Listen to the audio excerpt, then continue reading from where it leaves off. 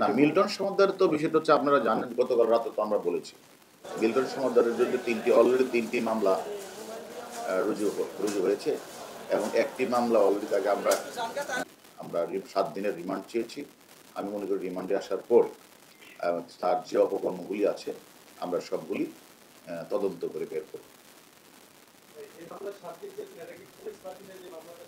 ওটা হলো যে মামলায় উনি ওই যে রাতের বেলা যে লাশটা দাফন করতেন এবং ওই সিটি কর্পোরেশনের সিল সাপোর্টটা সে নিজেই করতেন। ওই সিল সাপোর্টগুলি কাগজগুলি আমরা উদ্ধার করেছি।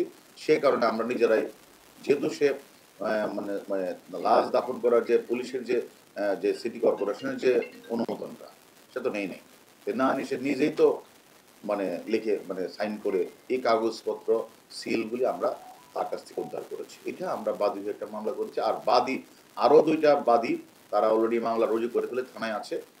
তার বিরুদ্ধে মোট 3টে মামলা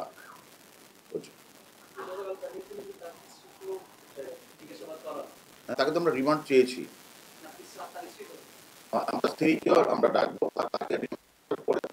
তার স্ত্রীকেও ডাকবো। আর কেউ যদি তার স্ত্রীর বিরুদ্ধে স্পেসিফিক অভিযোগ থাকে, মামলা করে, সেক্ষেত্রে তাকে আমরা গ্রেপ্তার করবো। তবে তদন্তের স্বার্থে আমরা যখন রিমান্ডে আনবো তখন তার স্ত্রীকে আমরা মোকাবিলা করবো। ধন্যবাদ।